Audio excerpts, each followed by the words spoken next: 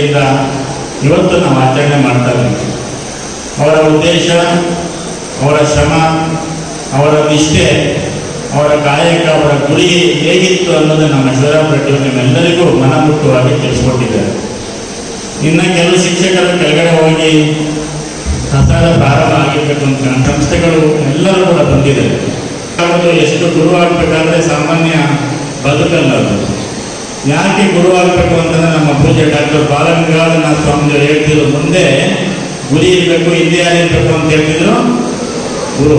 ಇವತ್ತು ಯಾಕೆ ಗುರು ಹಿಂದೆ ಇರಬೇಕು ಅಂತಂದ್ರೆ ಯಾರು ದಾರಿ ತಪ್ಪಾಡು ಅಂತೇಳಿ ನಾವು ಹಿಂದೆ ಇರಬೇಕು. ಇಲ್ಲಾಂದ್ರೆ ದಾರಿ ತಪ್ಪಿದ್ರೆ ಏನೆಲ್ಲ ಅನರ್ಥಗಳಾಗ್ತದೆ ಅಂತೇಳಿ ಈಗೆಲ್ಲ ಸಾಕಷ್ಟು ವಿಚಾರಗಳನ್ನು ತಿಳ್ಕೊಂಡಿದ್ದೀವಿ. ಯಾವುದೇ ಹೃದಯದಲ್ಲಿ ಸುಮಧುರವಾದಂತಹ ಸುವಾಸನೆ ಇರ್ತದೋ ಅಲ್ಲೆಲ್ಲ ದುಂಬಿಗಳು ಬಂದು ಕೂತ್ಕೊಳ್ತವೆ.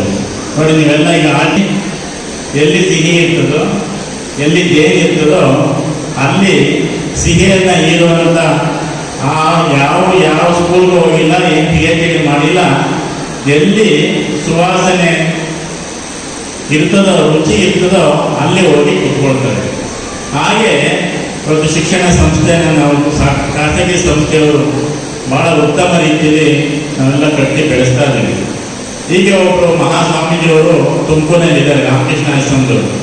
ಅವ್ರು ಹೇಳ್ತಿದ್ರು, ಇವತ್ತು ಪ್ರೈವೇಟ್ ವಿದ್ಯಾಸಂಸ್ಥೆಗಳು ಏನಾದರೂ ವಿದ್ಯಾಸಂಸ್ಥೆ ಕಟ್ಟಿಲ್ಲ ಅಂತಂದರೆ ನಮ್ಮ ದೇಶದಲ್ಲಿ 20% ಕೂಡ ವಿದ್ಯಾವಂತರಾಗಲಿಕ್ಕೆ ಸಾಧ್ಯ ಇರಲಿಲ್ಲ ನಮಗೆ.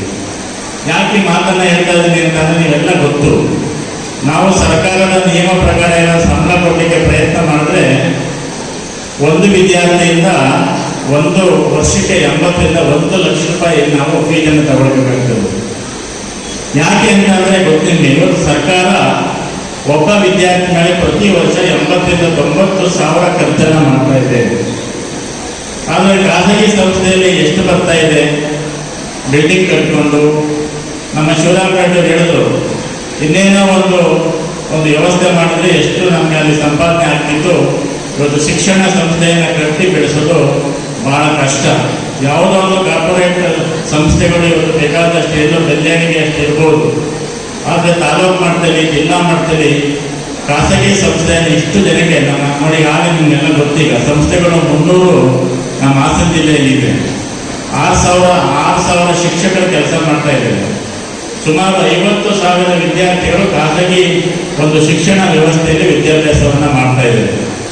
ಆ ನಿಟ್ಟಿನಲ್ಲಿ ಇವತ್ತು ಪ್ರತಿಯೊಂದು ಕೂಡ ಚಾಲೆಂಜ್ ಇದ್ದೇ ಇರ್ತದೆ. ಅದಕ್ಕೆ ಇವತ್ತು ನಾವೇನೆಲ್ಲ ಶ್ರಮವನ್ನು ಹಾಕಬೇಕಾಗ್ತದೆ. ಇವತ್ತು ನಮಗೆ ಕೆಲಸವನ್ನು ಕೊಟ್ಟಿದ್ದಾರೆ, ಬದುಕನ್ನು ಕೊಟ್ಟಿದ್ದಾರೆ, ನಾವು ಯಾವ ರೀತಿಯಲ್ಲಿ ಕೆಲಸವನ್ನು ಮಾಡಬೇಕು ಅಂತ ಎಲ್ಲರೂ ಕೂಡ ಮಾತಾಡಬೇಕು.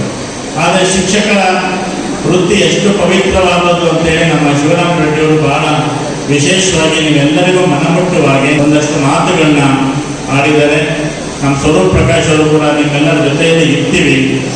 ಮತ್ತು ನಮ್ಮ ಶ್ರೇಯಸ್ ಪಟೇಲ್ ಅವರು ಸಂಸದರು ಕೂಡ ಹೇಳಿದ್ದಾರೆ, ಸಕಲೇಶ್ವರ ಶಾಸಕರು ಕೂಡ ಹೇಳಿದ್ದಾರೆ. ಇದು ಬರೀ ಜಿಲ್ಲೆಯಲ್ಲಿ ಕೂತು ಚರ್ಚೆ ಮಾಡುವಂಥ ವಿಚಾರಗಳಲ್ಲ. ಇವತ್ತು ರಾಷ್ಟ್ರ ಮಟ್ಟದಲ್ಲಿ ದೇಶದ ಭವಿಷ್ಯ ಏನೆಲ್ಲ ಆಗ್ತಾ ಇದೆ. ಇವತ್ತು ದೇಶದ ಭವಿಷ್ಯವನ್ನು ರೂಪಿಸಬೇಕಾದ್ರೆ ನಾವೆಷ್ಟು ನಮ್ಮ ದೇಶಕ್ಕೋಸ್ಕರ ನಮ್ಮ ಮಕ್ಕಳಿಗೆ ಒಳ್ಳೆಯ ಶಿಕ್ಷಣ, ಮೌಲ್ಯಾಧಾರಿತ ಶಿಕ್ಷಣ ಕೊಟ್ಟು ನಾವು ಯಾವ ರೀತಿ ಅವರ ಉತ್ತಮ ಪ್ರಜೆಗಳನ್ನಾಗಿ ಮಾಡಬೇಕಾಗ್ತದೆ ಅನ್ನೋ ಕುರಿತು ಇವತ್ತು ಮೇಲಿಂದ ಚರ್ಚೆಗಳಾಗಬೇಕಾಗ್ತದೆ. ಇವತ್ತು ಆ ನಿಟ್ಟಿನಲ್ಲಿ ನಮ್ಮ ಖಾಸಗಿ ಸಂಸ್ಥೆಯಲ್ಲಿ ನೀವು ಕೂಡ ಬಹಳ ಪ್ರಾಮಾಣಿಕವಾಗಿ